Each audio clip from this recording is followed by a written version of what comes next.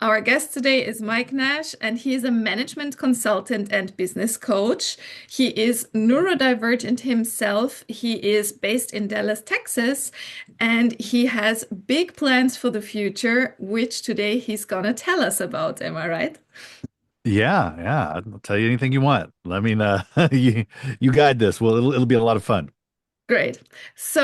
Thank you very much for being here. You're very welcome to talk about your group because you said you want to make a group that is special for veterans who are neurodivergent. So, this is an amazing and fascinating concept to me. I would like to hear, how did you come to this idea? How did it develop? Well, I've heard from other people before, other coaches, consultants, that we are often best qualified to help the earlier version of ourselves. If you are on a journey, you're on a path, somebody that is walking, a very similar path, you can help guide them along. And so I didn't intend to to do what I'm doing now, but I guess in some ways, even since I was young, I knew I wanted to be a teacher and a coach. I just thought I wanted to, teach American history in high school and, coach, football. But I have found myself in all the roles that I've done, whether it be in the military, in corporate, running my own business, that I've been doing some sort of teaching and coaching. And so that part's always been there. But when it comes to who I feel most qualified to help along their journey, it's been people that have are going through things like I've been. It was the transitioning veteran. And so that's where I actually got my start, was helping veterans transition out of the military, off of active duty, and into civilian life. And that's where my journey of coaching started.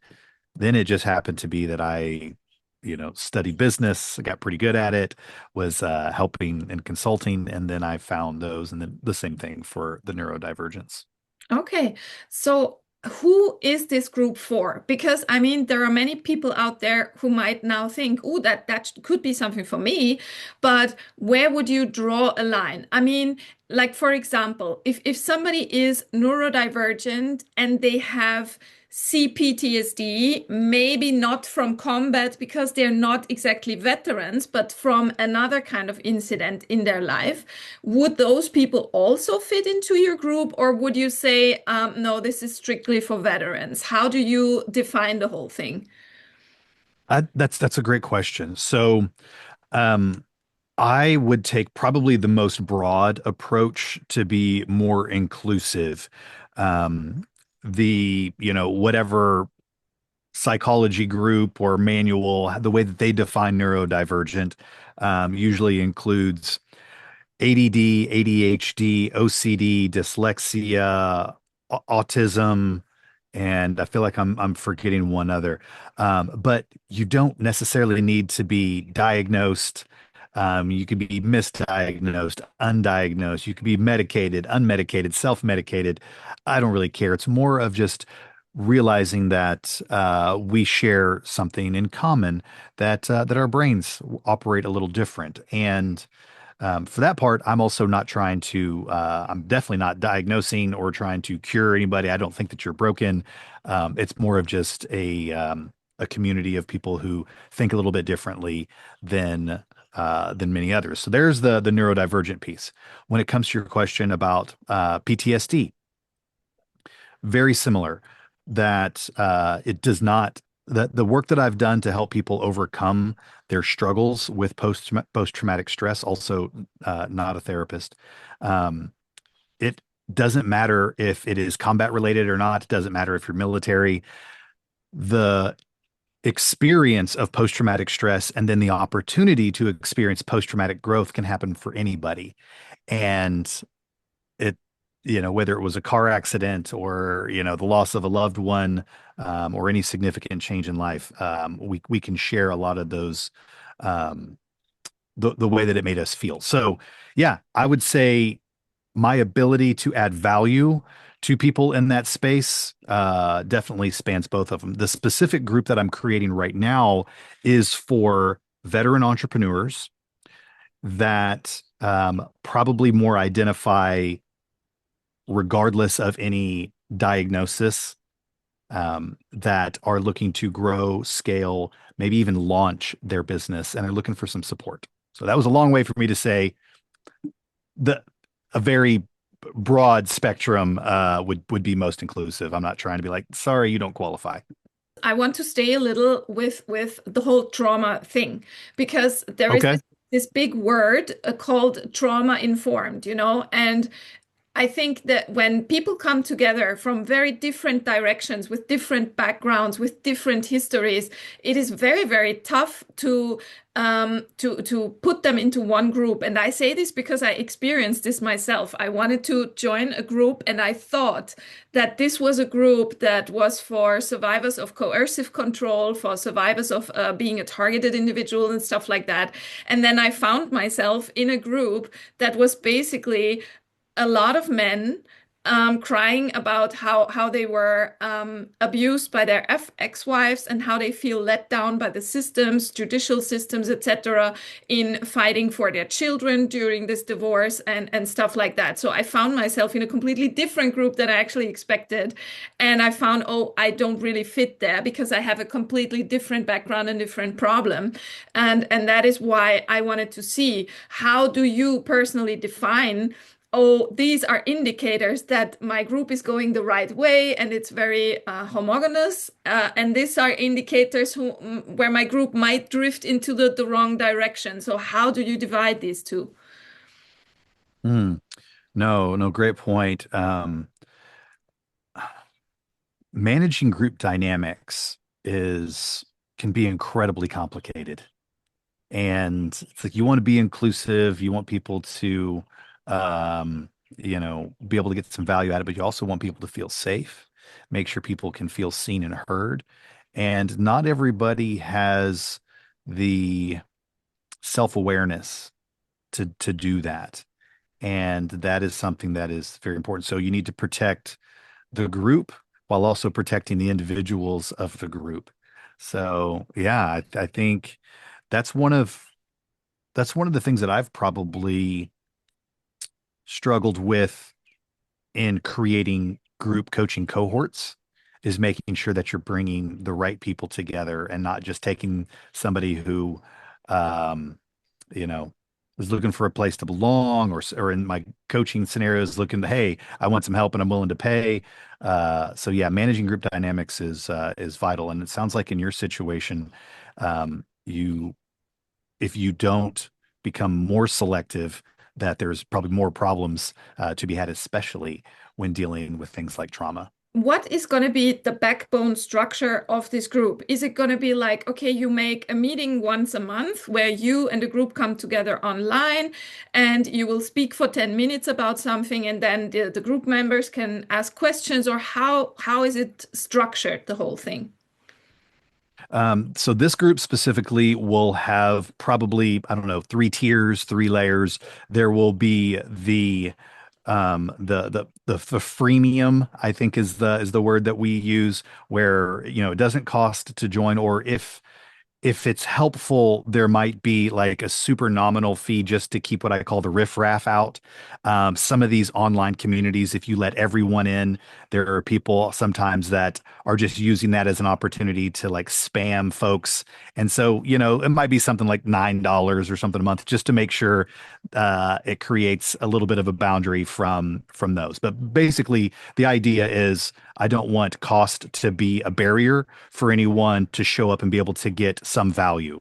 So a little bit more than watching a YouTube channel where there's at least some interaction with the host, myself, and I'm producing content and interacting with the community at a, free or very close to free level. And then above that, there would be group coaching cohorts, whereas we create smaller groups where people have enough, like we were talking about before, enough similarity, can add value to one another, and there is more value to be in the group cohort. There would be some opportunity for people to self-identify that, hey, I would like to participate in one of these group cohorts. Share with me, please, the details about cost, timing, cadence, and then there would be one-on-one. If someone wanted to work with me directly and work through these things, whether it be working through some of the trauma, dialing in your neurodivergent or things about your neurodivergence to help you win as an entrepreneur, that's where it would be. So freemium, group coaching, and then individual coaching is the idea of the group. Are you a neurodivergent in the sense of you have ADHD? That's how far I got. That's what you have as a diagnosis. But did you also experience trauma during combat or anywhere else where you would say, okay, I've got an extra diagnosis with CPTSD? Or would you say, no, I don't know that from my own experience, but I have worked with many, many clients who have that, and I could help them in a certain way. So where is the basis or the anchoring in you? How does it go together with the group that you're gonna lead later on?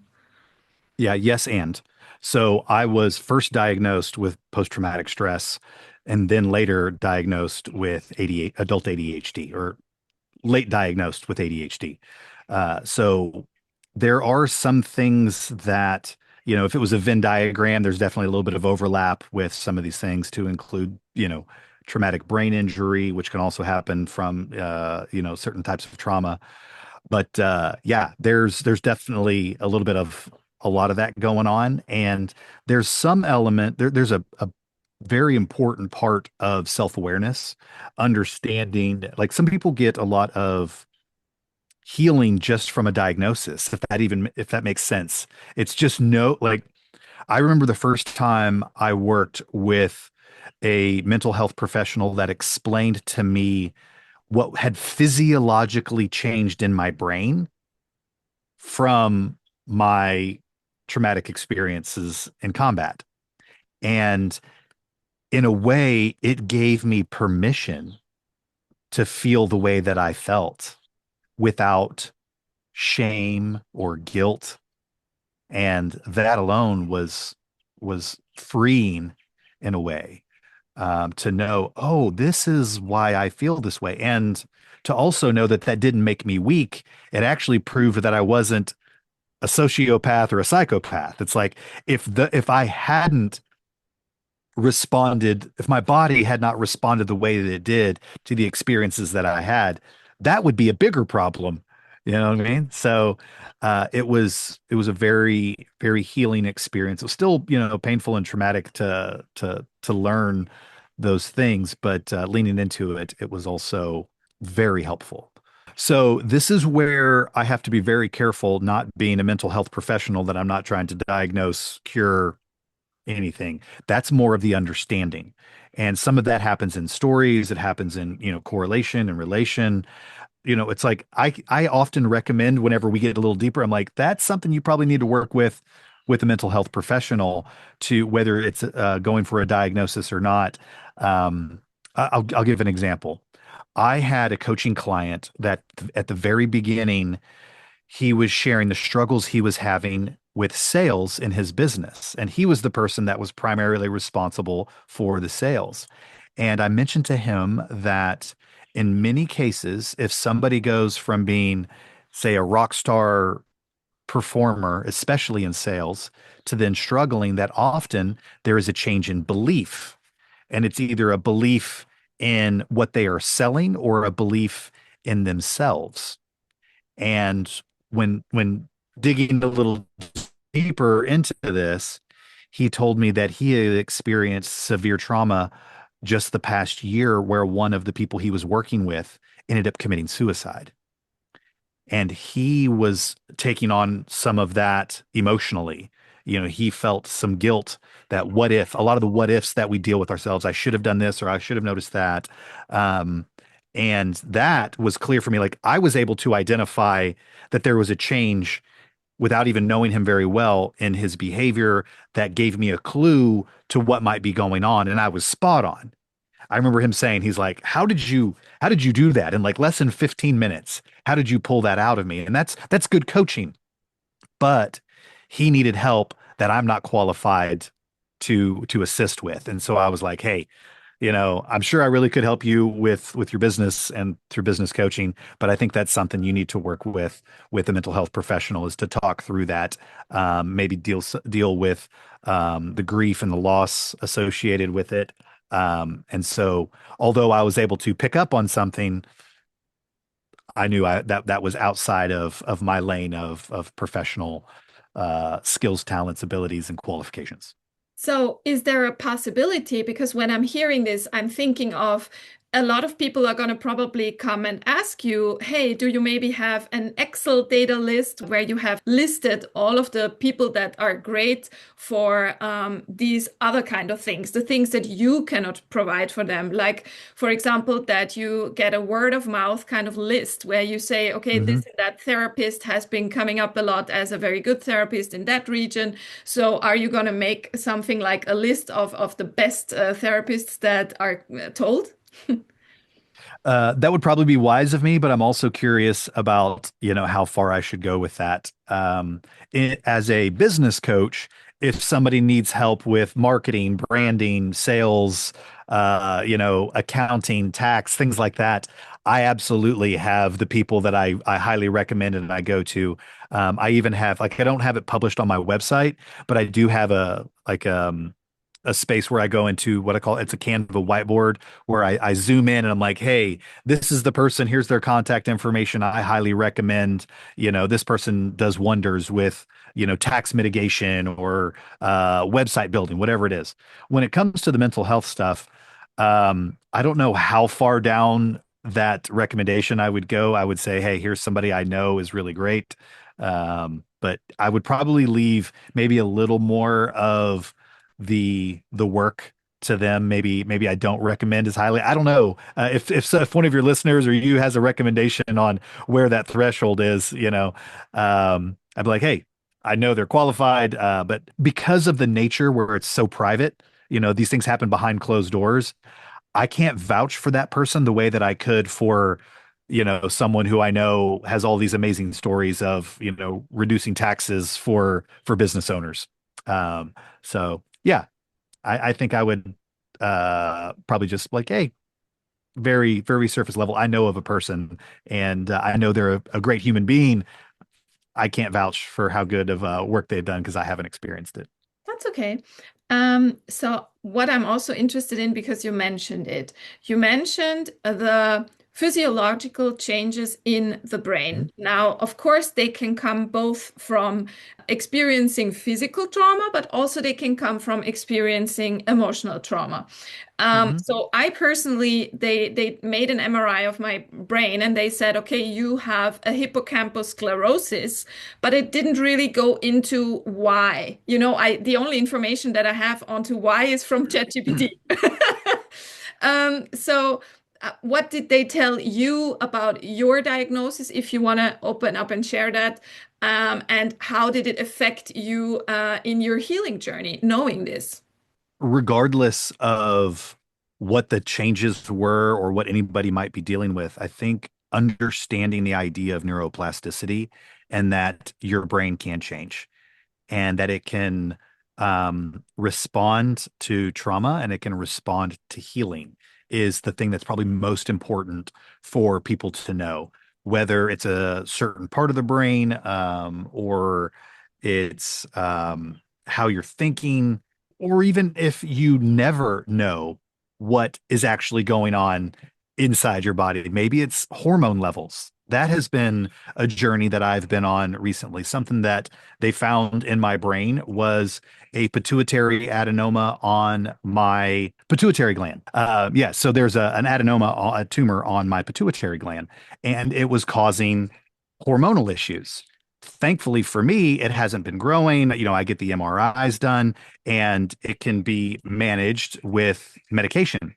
So, what helped me again by learning what was going on physiologically, it gave me permission. It took away the guilt and the shame of how I was feeling. So, um, whatever you do, I think it's really important for people to lean into understanding their body and to learning.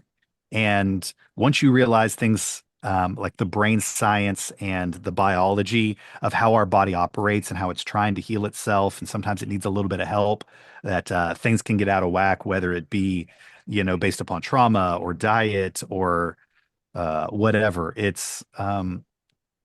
We should be doing a better job taking care of this bag of bones that we have. I don't know about you, but I don't believe that I have a soul. I believe my soul has a body. I am that energy, that thing, and this is just the sack of flesh and blood that's carrying it around. And it's the only one that I get, and I feel like I wish I would have done a better job taking better care of it earlier. So I highly recommend people understand, get blood work done, understand more about the science and biology behind what's going on with this thing we call a body.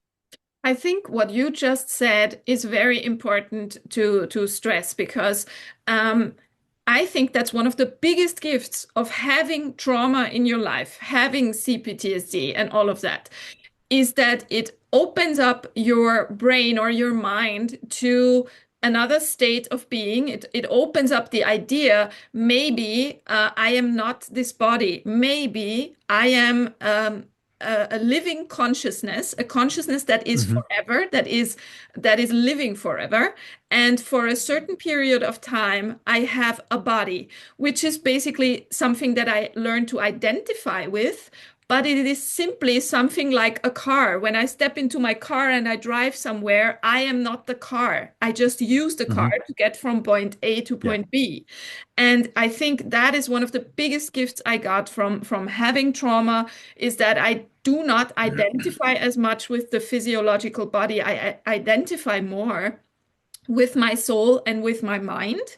Hmm. And that is something that is also, I think, a little bit in the autism because I have autism too. And the autism generally lets you have a smaller identification with the body from the very day you're born. So I can Mm. remember when I was a child, I looked at myself like, what is this? And why are there five little sausages hanging off it? What is this even? So I remember that I consciously felt I actually don't belong in here. It is a bit weird, you know. I always felt a little bit Oh, separated, you know.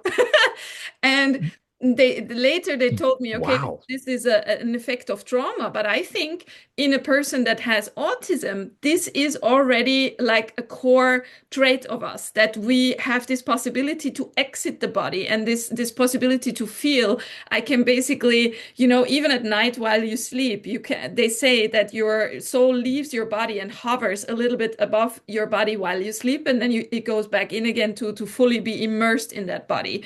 And also, of Mm. course, when you experience death, then of course the soul lifts out and goes elsewhere because it's not in its physical form. It's basically in the form of vibration and light and all of these other things that are not visible to the human eye, like for example, the sound waves or something. Yeah, typical Hmm. something that is still there but not visible to the human eye. And so this is, I think, one of the most important gifts of the whole thing, where we can say we are actually can be glad to have this experience, even though it's sometimes painful, but this is a big gift.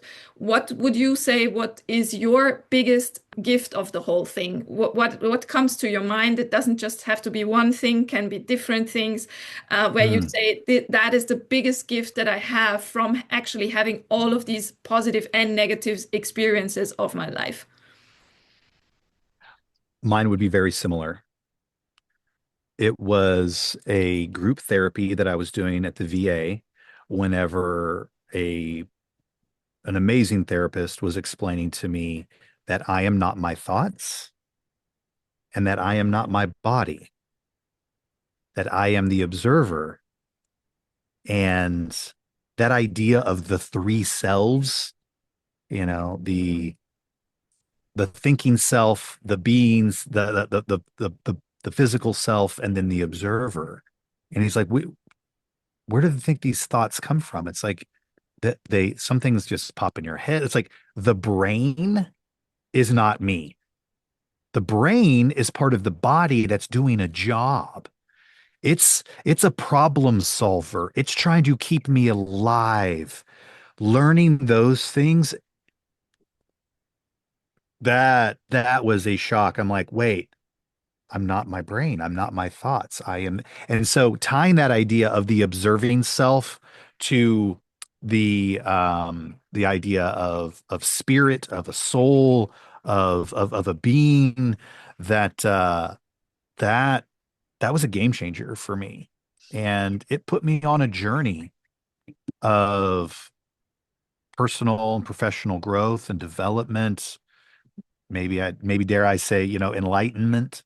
I used to be a pretty hardcore, um, you know, I identified a few ways. I was a soldier for sure.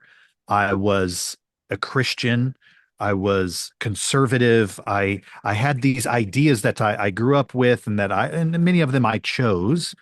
But then going through those things, I realized that these were programs, that these were, other people's beliefs that had been shared with me, and I chose some of them, I rejected others, but they were all choices that I had now. And to lean into the idea of learning and reading and being open-minded to the idea that maybe the things that I've believed or thought I believed or thought were true or thought were right, maybe not all of it is. So That idea opened up all the others for me. The yes. the books that I read, the studies that I've done, the research that I've made, all of it came from this idea that I am not my thoughts and I am not my body. I am the observer of it, and I Yes. am this being, this soul. So yeah. What you just said is actually the concept of a human being being multidimensional. The reason Hmm. why we can observe our body working and our mind thinking is because we are part of something bigger, our higher self, we could say. So Hmm. only a fractal of us is here, and other fractals of us, of our higher self, can live at the same time on different planets, different realms. So basically, we are fractals. It's like God has split himself up into thousands and thousands of beings on different planets to experience something different at the same time. So this is why I believe a human being is actually multidimensional. So we have a higher self that we're connected to always, but definitely we also can experience being the observer, being in the position of the higher self, watching the lower self, lower not in the sense of being worthless or something, but Hmm.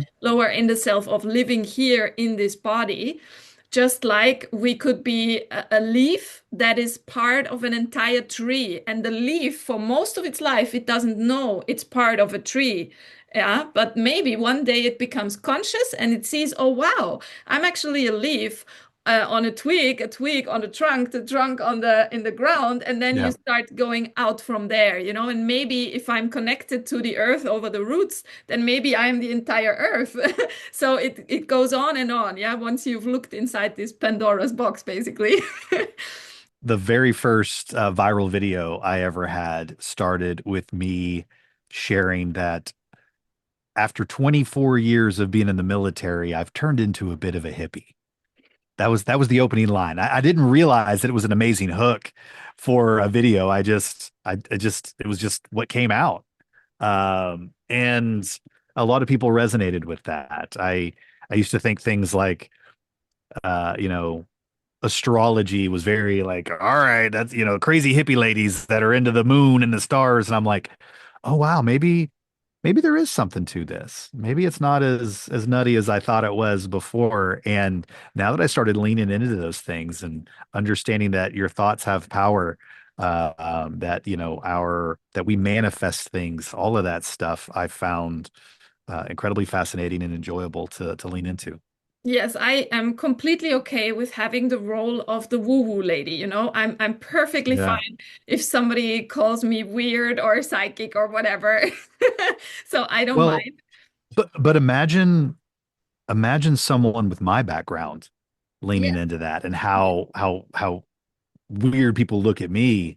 I have, people that, are from the church, if you will, that think I've, lost my soul and I've been possessed because, I'm open-minded to the idea that, and it's not even like anti-Christianity. I'm like, I think it's the same God that, they created the heavens and the earth.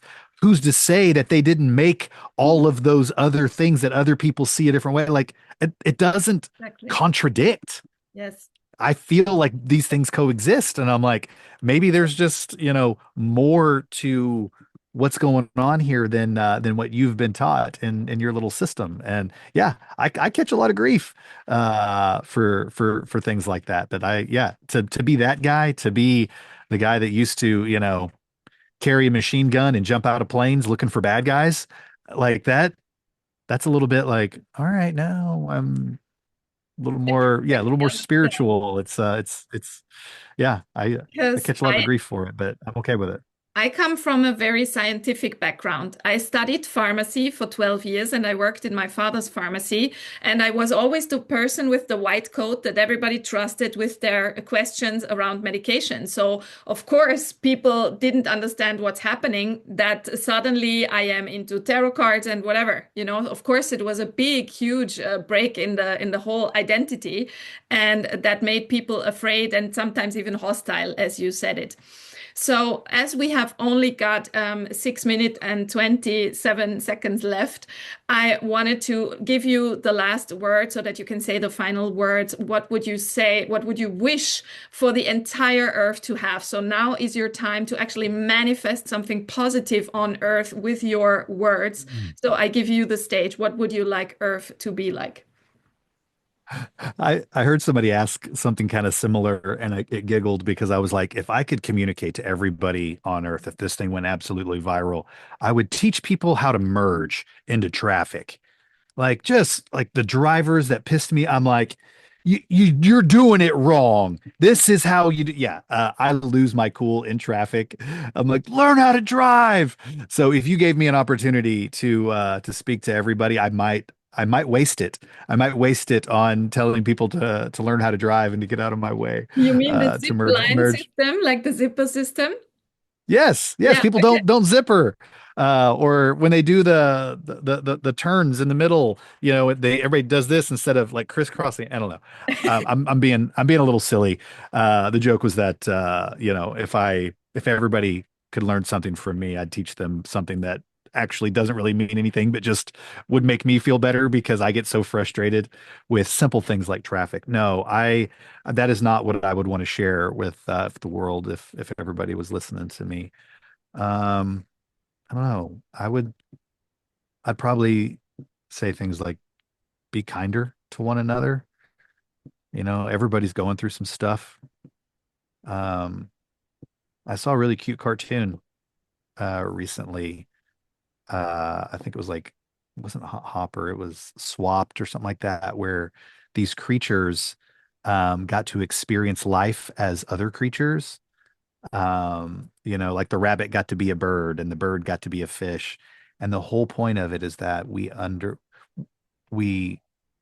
would better understand what people are going through if we walked in their shoes for a little while. And so, um, be kinder to one another. Life is hard enough as it is. So that would be something that I hope people would, if they were to take something from me, um, be open-minded that maybe what you think you know ain't so. That's there, and to be kinder to yourself. I don't know about you, but I am so stinking hard on myself. I beat myself up for stuff that I have no control over, or I forget that I did my best, even if my best today wasn't as good as my best yesterday. Dang, stop being so damn hard on yourselves and to one another. That's those are Wonderful. the things that those are the things that jumped out at me. Be kinder to one another, be kinder to yourself. Um, learn, grow. Professionally, I'd say if you're doing something you hate, quit. Life is too stinking short. I don't know if you've been blessed to talk to older people much, but when you talk to somebody that's getting, closer to the end, they see the world differently. And uh yeah, be kinder Wonderful. to one another, be kinder to yourself. So I would say amen, Yeshua, to that. Be kind to Yeah. yourself and be kind to others. Wonderful. Thank you so much for being here. It was a pleasure to talk to you, and I hope we can repeat it someday. I really enjoyed it. Thank you so much. Thank you.